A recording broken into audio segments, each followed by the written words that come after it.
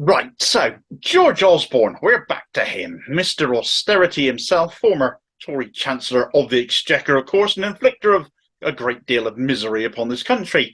The rot in this country and our finances began with him, and as it turns out, are still happening. As we've all been stung to this day, years after he left politics, to the tune of £8,900 per household by him, and we didn't even know it. In fact, he probably didn't either.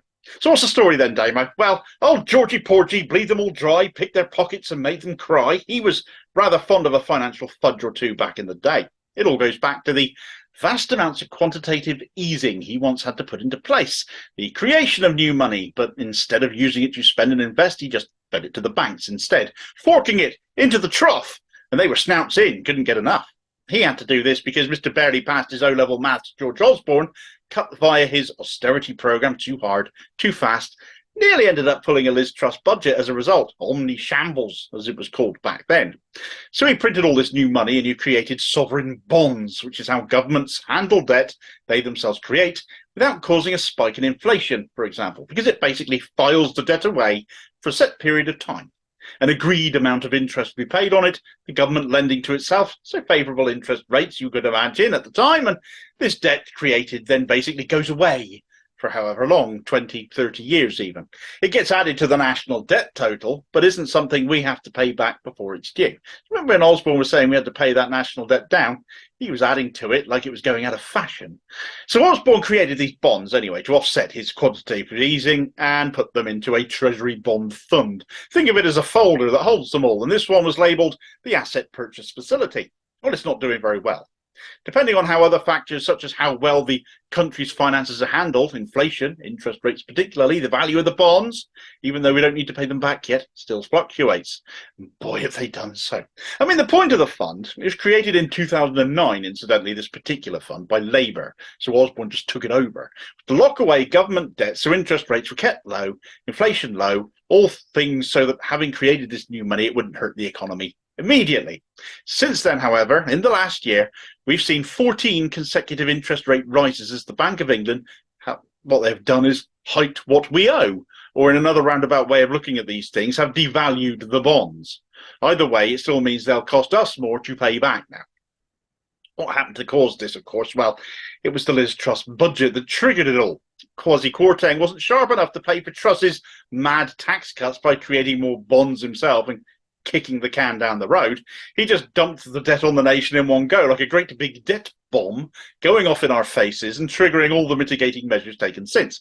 What should have happened is a wealth tax to pay for it all and get the inflation down, as I've said ad infinitum, but the Tories can't hurt the rich and their donors in such a way. Oh, no, think of them, for heaven's sake. So we all have to suffer instead with rising prices, mortgages and all the rest that has affected all our lives since it happened. Sunak's government still not quite ever getting a handle on it.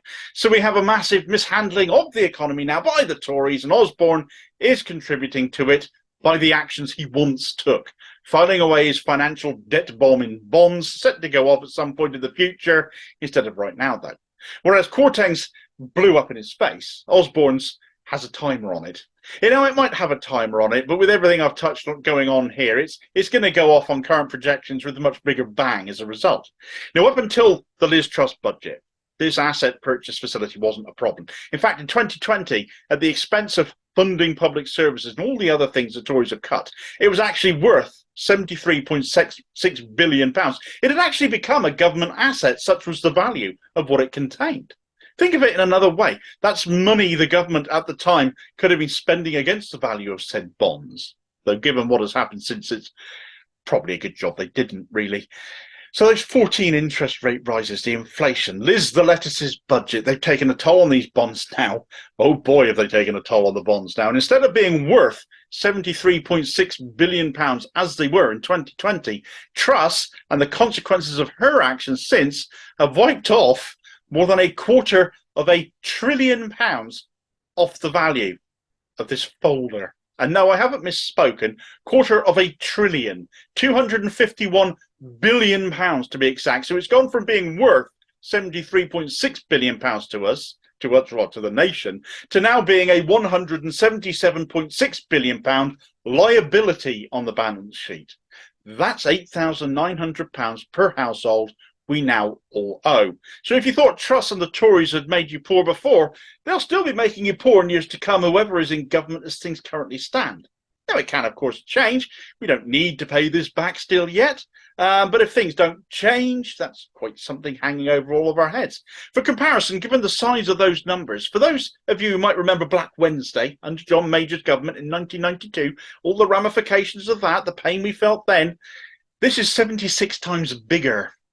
Now, the assets held in the asset purchase facility won't all drop on us at once as bonds and gilts, government debt bought by the Bank of England and in the same folder. That's why it became worth something, as the Bank of England had bought some of it in the form of gilts. And all of these bits mature at different times because they get added at different times. So if you think of this folder as one big debt bomb, it's sort of a leaky one, and it drips little mini explosions on the way. So it doesn't all go off in one big bang, as I might have implied earlier on. Back at the beginning of 2022, though, Bank of England Governor Andrew Bailey wrote to Rishi Sunak setting out the imminent maturities coming down the line from this fund, though. Over the course of last year and this, for example, £70 billion worth of this debt would mature, and over the next 2 years, 2024, 2025, another £135 billion will. Now, he wrote to Rishi Sunak before Liz Truss's budget, though. Those maturities going forwards will now certainly be a lot bigger and a lot more expensive than they would have been because of all of this. And when that debt comes time to be paid, the figures are going to be eye-watering, I would imagine now, if they weren't pretty big before. The Tories are not and never have been the party of economic competence. If they were, we'd all be feeling better off, and we aren't. They could have invested in us. Instead, they invested in just giving the banks more money, and we get no return from them, as all they do is hike interest rates on us now. Instead, they've set yet more debt over our heads, the Tories. That'll keep on dropping for years to come, dripping on us like lava, like hot wax. A wealth tax, once again, I will repeat it again, would go a long way towards mitigating this. Lowering inflation would lead to bringing those interest rates down, but it's not coming from either main party. So unless we take our votes elsewhere, we're going to be heading for more pain, more of the same, and more economic incompetence, regardless of who's in power, because both main parties think the same way. Thanks for watching. I hope you found this video useful. Please like, share, and subscribe if you did. More content out daily. Leave a comment too, and be part of the conversation. Meanwhile, here's a video recommendation where the idiocy of Andrew Bailey of the Bank of England, in his incessant belief in raising interest rates to bring down inflation, gets exposed as the nonsense it is. And I'll hopefully see you on the next vid. Cheers, folks.